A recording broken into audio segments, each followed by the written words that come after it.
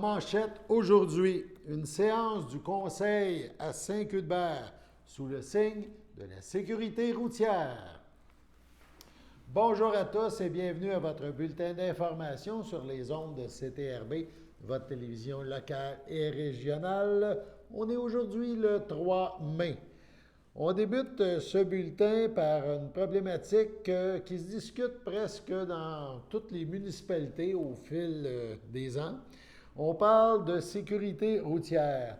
Donc, la sécurité routière, hier, était au cœur du questionnement de citoyens à Saint-Cuthbert, notamment des gens du rang Saint-André.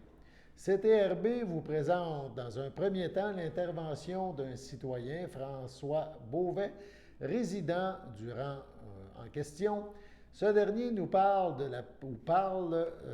sur nos ondes de la problématique que vivent les résidents et des solutions qu'il propose.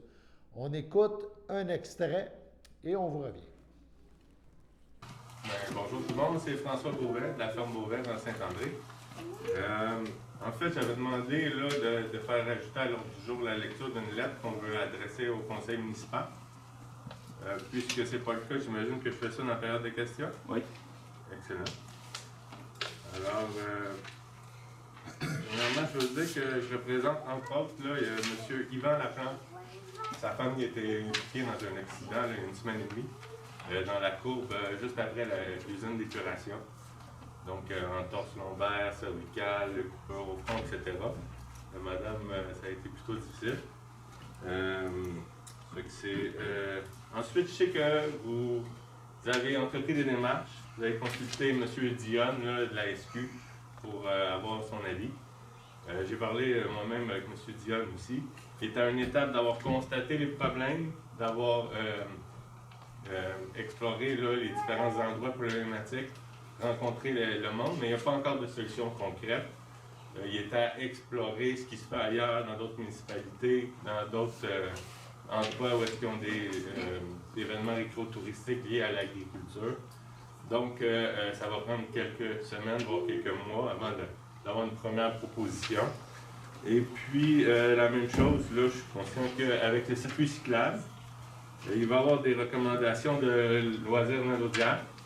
Mais ça aussi, ça va prendre probablement au-dessus d'un an là, avant que le circuit soit présenté officiellement, qu'il y ait les recommandations. Donc, c'est à ce niveau-là qu'avant que tout ça se mette en branle, ben, nous, on a un besoin spécifique, puis c'est le but de la lettre qui est adressée aujourd'hui, finalement.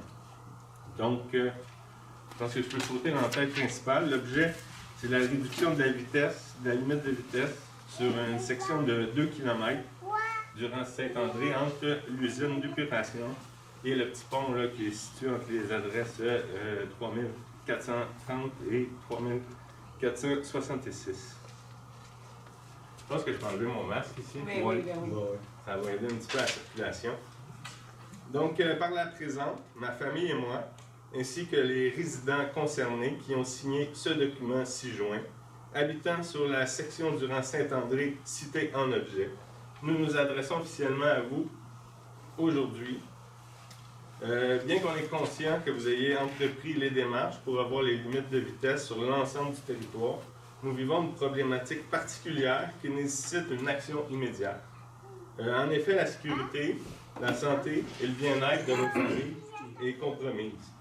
Car d'une part, la limite de vitesse, qu'elle soit respectée ou non, est de loin trop élevée.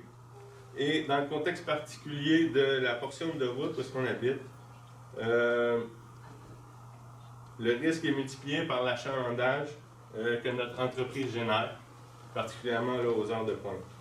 Entendu que, de façon générale, la population de Saint-Cuthbert est vieillissante et que la municipalité se doit de créer un environnement favorable à l'établissement des nouvelles familles pour conserver sa vitalité et les services dont elle dispose. Entendu que, de façon générale, la présente demande est compatible avec les engagements que la municipalité de Saint-Cuthbert a pris au niveau de sa politique environnementale, comme d'encourager un modèle agricole viable du point de vue environnemental, promouvoir l'alimentation locale et la consommation de produits locaux, encourager les modes de transport actifs, réduire des émissions de carbone et adopter, mettre en place un plan de réduction de gaz à effet de serre. Donc, c'est des petits extraits de la politique environnementale qui a été pris par la Ville, qui correspondent là, tous finalement à la demande qu'on propose aujourd'hui officiellement.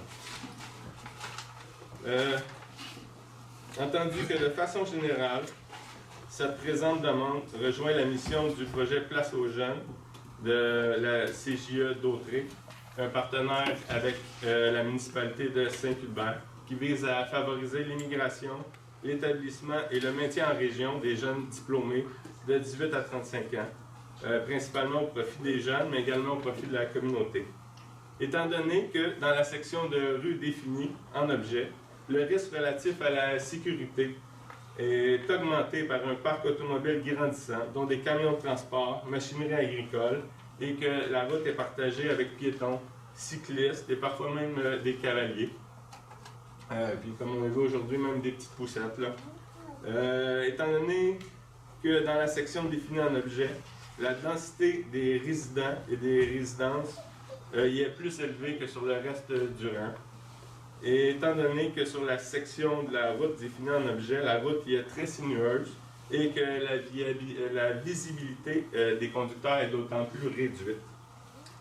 Comme la ferme Beauvais, ayant pignon sur rue sur cette portion de route, est une nouvelle entreprise éco-responsable de proximité qui offre non seulement un site pour se procurer des aliments sains et locaux de notre terroir, mais également une table champêtre et des services récréatifs et pédagogiques. Comme la ferme Beauvais exécute ses activités des deux côtés de la rue durant Saint-André, et que les propriétaires, tout comme les employés, les bénévoles, les clients, ont à traverser cette rue plusieurs fois par jour. Comme la ferme Beauvais, ayant un pignon sur rue dans la section de route, propose des produits et services qui génèrent un achalandage accru aux heures de pointe, voire même du trafic là, lorsqu'il y a plusieurs personnes qui ont à manœuvrer en même temps, là, soit pour stationner ou sortir du stationnement. Donc, ça crée finalement qu'il peut y avoir des véhicules qui sont carrément à l'arrêt le temps que quelqu'un d'autre manœuvre, ce qui peut être plutôt problématique si quelqu'un arrive à une vitesse excessive, mais déjà de 80 km/h qui est trop élevé. Puisque le risque relié à l'achalandage va augmenter proportionnellement à la croissance de l'entreprise, puisqu'il s'est produit 3 incidents qui auraient pu être tragiques. Quand on parle d'un incident, on parle de quelque chose qui a passé proche. Donc, il n'y a pas eu de blessés à ce moment-là, mais on parle de peut-être une fraction de seconde entre un incident et un accident, finalement. Puisque nous avons reçu en 2021 plusieurs visites, dont le Crédil, c'est une vingtaine de personnes immigrantes, la Maison de la famille de Lavaltrie, avec une trentaine de travailleurs étrangers. On a eu une quarantaine de familles avec des jeunes enfants pour la plupart aussi. Et entre autres 2 familles là, avec, dans le cadre de l'activité de zoothérapie, avec des enfants qui ont un trouble de l'autisme. Donc, qui peuvent avoir des réactions plus spontanées, plus dangereuses, qui peuvent nécessiter finalement une réaction plus rapide. Envisageant que nous avons déjà plusieurs visites de confirmées pour l'été 2022, dont un groupe avec déficience légère de l'école Thérèse Martin à Joliette, qui a été confirmé. On a aussi le groupe de 6e année ici de l'école Sainte-Anne qui ont prévu une visite à notre ferme. Également un souper table tournante de prévu avec le Carrefour Jeunesse dans le cadre du programme Place aux jeunes d'Autrey. Estimant que nous attendons en 2022 une centaine de familles au total, avec des jeunes enfants dans le cadre de visites guidées. Estimant qu'en 2022, il y aura augmentation de l'achalandage due à la bonification de notre offre récréative et pédagogique. En conséquence de ce qui précède, nous vous exhortons, Monsieur le maire et membres du Conseil, de prendre les actions immédiates afin de régler ce problème le plus rapidement possible. Nous requérons donc que vous entamiez les démarches visant à modifier la réglementation sur la section du rang Saint-André définie en objet afin d'afficher une vitesse maximale de 50 km/h et de solliciter la vigilance des concitoyens et du monde qui partage la route avec un support visuel. Comme bon vous semblera, on n'a pas de préférence à ce niveau-là, tant qu'il y en ait. Et enfin, nous vous rappelons que cette demande est basée sur des faits réels. Il suffit d'une fraction de seconde là, pour que les incidents qu'on a parlé plus tôt se transforment en accidents. Puis ça peut avoir des conséquences désastreuses là, sur des familles, des parents, des familles, des amis et sur toute la communauté également. Nous vous offrons donc notre entière collaboration afin de mettre en place le plus tôt possible les conditions appropriées qui, nous en sommes convaincus, vont améliorer la qualité de tout le monde dans ce secteur du territoire de la municipalité. Nous vous remercions sincèrement de l'importance que vous accordez à la présente et espérons que votre décision sera à la hauteur de nos attentes. Cordialement, François Beauvais, ainsi que ma famille, ainsi que ni plus ni moins que 33 personnes, dont 28 qui habitent la section mentionnée dans le présent avis. Est-ce que je peux vous laisser ça avec les signatures? Merci. Demain, CTRB vous présentera la réponse du maire de Saint-Cuthbert, Richard Bellumeur. On sait que, on l'a dit en début de bulletin, ce dossier de sécurité routière dans les municipalités, ça fait jaser un peu partout. Mais là, il y a eu une demande formulée avec plein d'argumentaires. On verra la réponse du maire Bellumeur demain. Allons à la pause. Le samedi matin, dès 9h30, nos téléspectateurs sont invités au Super Bingo télévisé diffusé de nos studios de Berthierville. Depuis maintenant une vingtaine d'années, plusieurs adeptes de la télévision régionale se sont partagés un montant de 600 $ disponible chaque semaine lors de cette joute de bingo télévisé. Un animateur et 3 bénévoles se succèdent à la caméra dans le but de vous faire passer une petite heure agréable et payante le samedi matin. On peut se procurer les cartes de jeu chez les dépositaires autorisés participants, c'est-à-dire à Berthierville, le dépanneur Formule 1 rue Gilles Villeneuve, le marché IGA Extra sur la rue Gabrielle Brissette, le marché Métro rue Notre-Dame, la pharmacie Proxime rue Frontenac, le garage Pétroté sur la rue Gilles Villeneuve et à Saint-Ignace-de-Loyola, le marché Aldo rang Saint-Michel, le dépanneur Le Magasin Esso sur le chemin de la Traverse. C'est un rendez-vous tous les samedis matins à 9h30 sur les ondes de CTRB, votre télévision régionale et communautaire.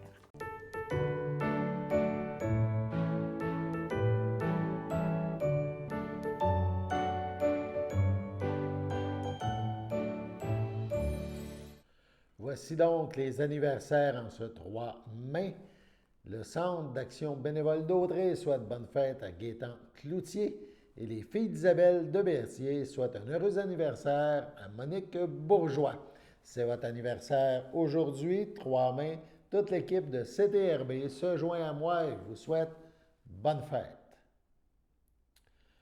On poursuit avec... attendez un petit peu. Oui. On poursuit avec d'autres informations.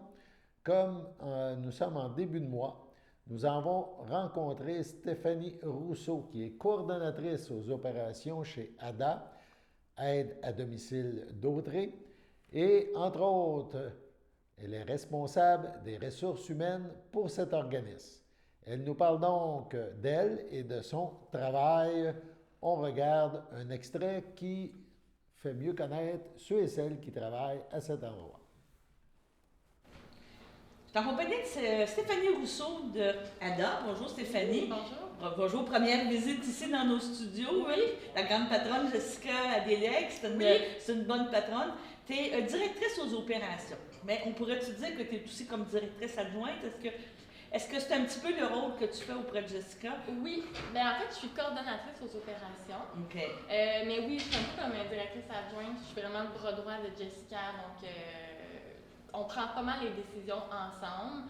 Puis, on embarque dans les projets ensemble en général aussi. Que c'est passionnant parce que je trouve, chez ADA, c'est des jeunes maintenant.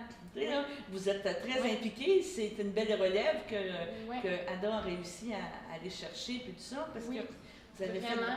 Puis on a tous le même objectif aussi dans l'entreprise. On est rendues toutes des femmes aussi. Fait que ça, c'est super intéressant, c'est le fun. Une belle vision. Oui, exactement. Puis on est tous dans la même génération aussi. C'est le fun d'avoir des générations aussi diversifiées, mais ça donne un nouveau souffle à l'entreprise. Puis c'est vraiment le fun. Tu me disais que justement, tu as fait un bac en ressources humaines. Oui. Tu me parles de génération.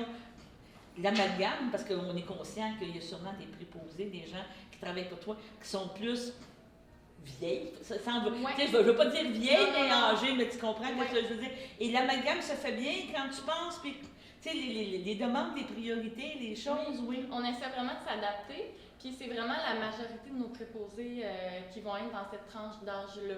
Fait que tu sais, on est habitué, puis on est capable de bien jongler avec ça. Puis il n'y a pas d'enjeu, c'est vraiment de l'adaptation en fait là, à faire. Puis au niveau de notre conciliation travail-famille, tout ça, on a beaucoup de personnes qui vont être en pré-retraite ou qui ont peut-être 5 ans à travailler encore. Fait que ça fait en sorte qu'on est capable de bien comprendre là, nos candidats cibles, de s'adapter. Et l'autre point que je t'amènerais, c'est que là, c'est sûr, vous êtes toujours en période de recrutement. Okay. Ouais. Ça, c'est sûr. Tu viens de me parler de personnes qui sont en pré-retraite, mais l'attrait pour un jeune pour venir travailler chez vous, pour une personne qui est plus au début de sa carrière, est-ce que vous êtes vraiment adapté? Est-ce que tu peux dire que oui, avec ton métier, avec les choses que vous proposez, c'est un beau cadre de travail? Là? Oui, vraiment. Puis ce qui est bien avec notre entreprise, c'est qu'on a une belle conciliation travail-famille.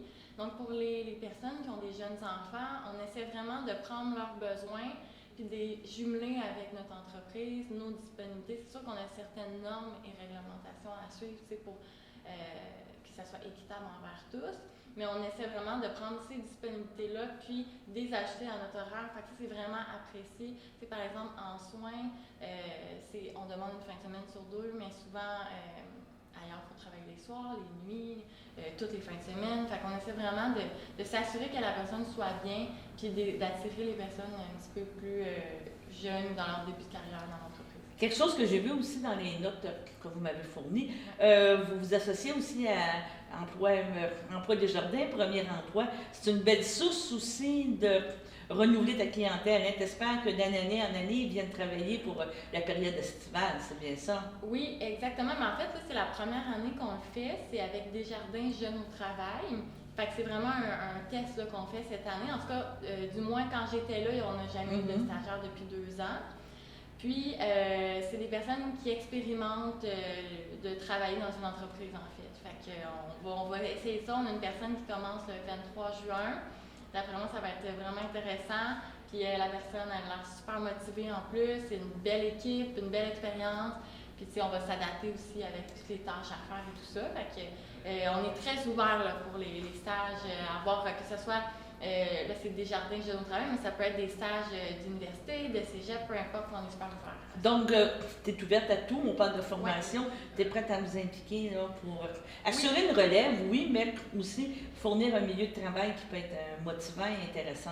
L'espoir est toujours de dire je vais rester par la suite. Là. Oui, puis c'est aussi d'avoir des nouvelles idées. Tu sais, c'est sûr qu'on est encore jeune, ça fait pas des années qu'on a terminé l'école, mais quand on est dans le processus scolaire, c'est différent aussi. On a d'autres idées, on a des professionnels, nos enseignants et tout ça, qui nous donnent des idées extérieures. Fait que ça, c'est intéressant aussi d'avoir ça. Je vais te poser la question de notre côté aussi. Oui. La frustration, pas la frustration, mais la réalité entre qu'est-ce qu'on apprend et qu'est-ce qui se passe sur le terrain, ça a-tu été difficile pour toi l'adaptation ou c'est le contraire? Tu as trouvé que tu avais été bien formé, bien enseigné, puis tu te retrouvais dans un milieu de travail intéressant? Puis, Oui, bien, c'est sûr que ce qu'on fait à l'école puis ce qu'on fait dans le travail, moi, ça a été vraiment différent. Tu sais, j'ai eu cet emploi-là, j'en ai eu d'autres aussi. Puis à chaque fois, j'ai appris vraiment plein de nouvelles choses que je ne savais pas à l'école, mais c'est certain que ça donne une très bonne base. Puis ça développe la logique et la compréhension ensuite. Fait que je pense que c'est plus cet aspect-là qui nous a aidés. Mais c'est sûr que c'est utile. T'sais, moi, j'ai fait mon bac en ressources humaines, puis tout ce qui est dotation, rétention du personnel, fidélisation, tout ça, ça m'a aidé. Mais c'est sûr que c'est très théorique, là, on s'en va Oui, vraiment dans la c'est ça que j'aime pas pratique, dire. donc c'est différent. Tu sais, entre la théorie et la pratique, et surtout travailler pour un organisme d'économie sociale, un Oui. organisme, c'est différent que Oui. travailler en grande entreprise. Là. C'est Oui. sûr que tu arrives à une place avec Bell Canada, tout est est vraiment relatif. Mais tu as le côté implication, tu as le côté proximité, je pense, qui peut être très intéressant. Oui, exactement. Non, c'est vraiment le fun. Puis c'est que chaque poste est différent aussi. Tu sais, on peut avoir des postes, par exemple, en ressources humaines qui est généraliste, des postes seulement en dotation. Comme moi, mon poste, c'est généraliste, C'est tout. mais oui, c'est ça, C'est dans plein de, pas juste ressources humaines. Fait que c'est ça, ça dépend des entreprises, en fait. Bon, on va te souhaiter bienvenue chez Ada, mais c'est là depuis, tu m'as dit ça va faire 1 an là, que tu étais arrivée, on ne t'avait pas rencontré avant. Donc, si les gens te rencontrent sur la rue ou au Ada, ils vont savoir que c'est toi qui es responsable. Oui, exactement. D'accord, mais je te remercie. Merci Bye-bye. beaucoup. Des propos fort intéressants. Sur ce, allons à la pause.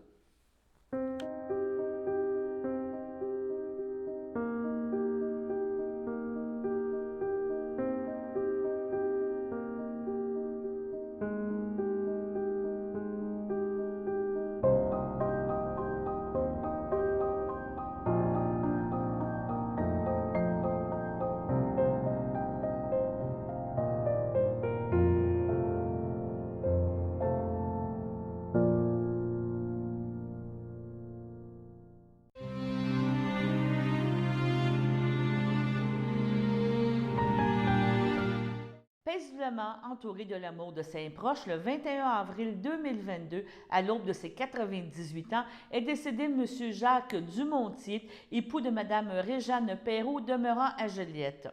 Il laisse dans le deuil, outre son épouse, ses enfants, Mario Dumontier, Carole Arsenault, André Dumontier, Gilles Sylvestre, ses petits-enfants, Gabriel, Pamela, Guillaume et Maude, ses arrière-petits-enfants, Benjamin, Rosalie, Liana, Ophélie, ses frères, beaux-frères et belles-sœurs, Claude Dumontier, Feu Lise Lavallée, Georges Dumontier, Rita Bourgeot, Georgette Perrault, Mario Perrault, André Perrault, Lucie Rabouin, ainsi que plusieurs neveux, nièces, autres parents et amis.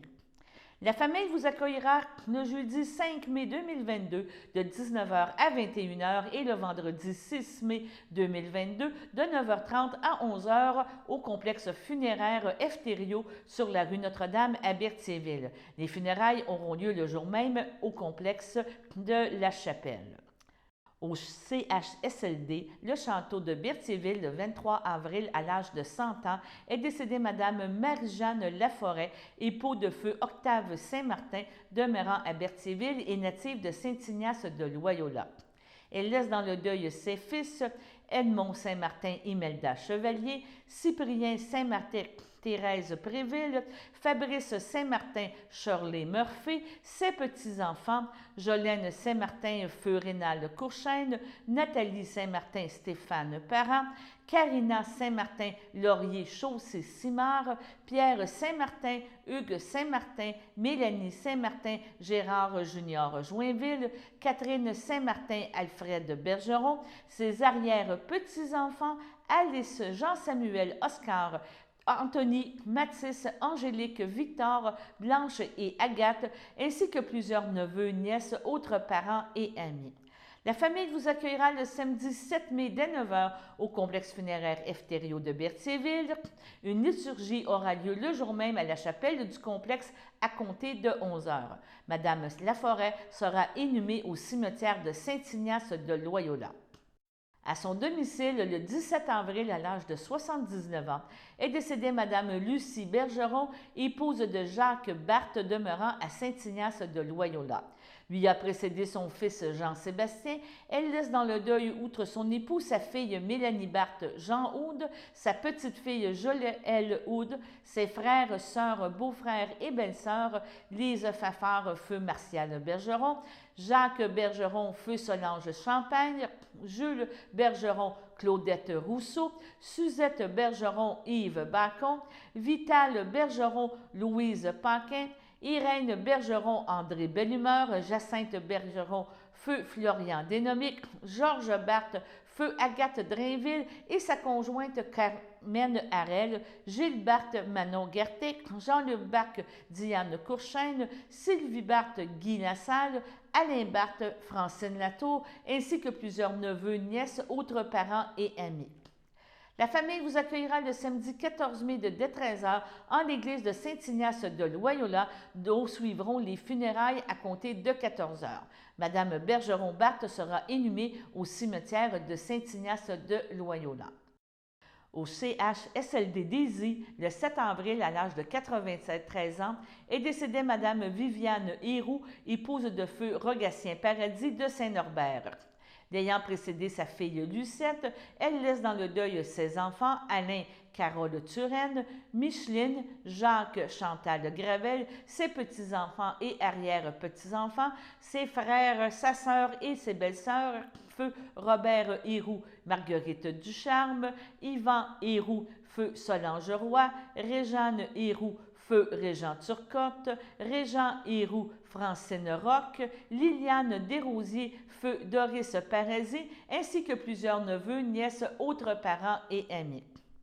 La famille vous accueillera le dimanche 15 mai dès 13h au complexe funéraire Thériault de Berthierville, où une liturgie sera célébrée à la chapelle du complexe le jour même à compter de 15h. Voilà, sur ce, on passe à la météo.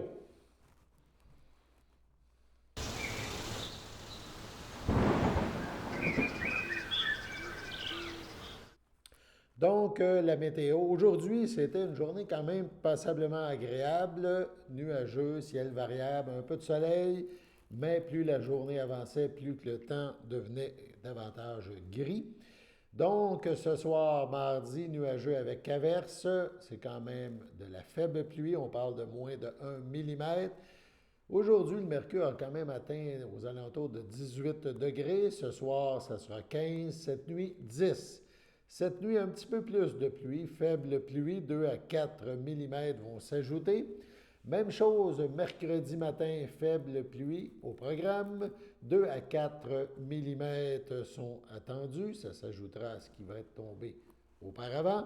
En après-midi, toujours nuageux avec quelques averses, ça diminue, on parle de moins de 1 mm.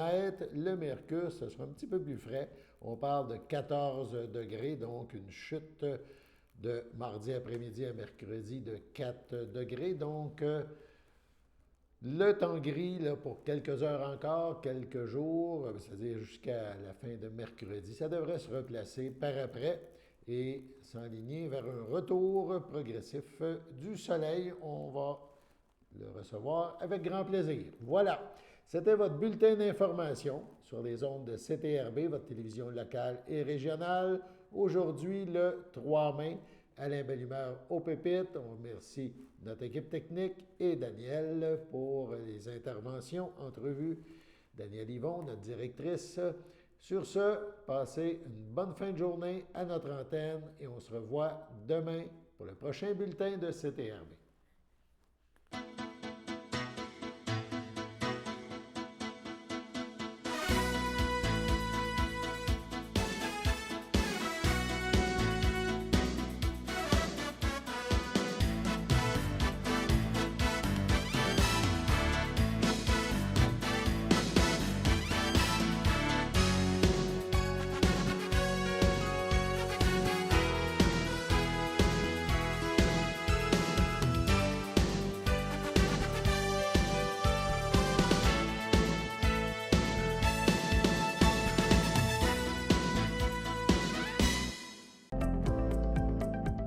Les télévisions communautaires autonomes du Québec, ce sont les télévisions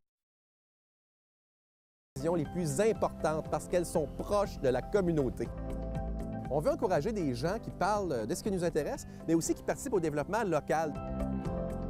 Mais c'est fini le temps là, où on allait lire une affaire qui a été écrite avant hier au bout du monde. Non! Tu veux savoir ce qui se passe chez vous? Bien, ma télé préférée, c'est la télé autonome communautaire. C'est ici que ça se passe.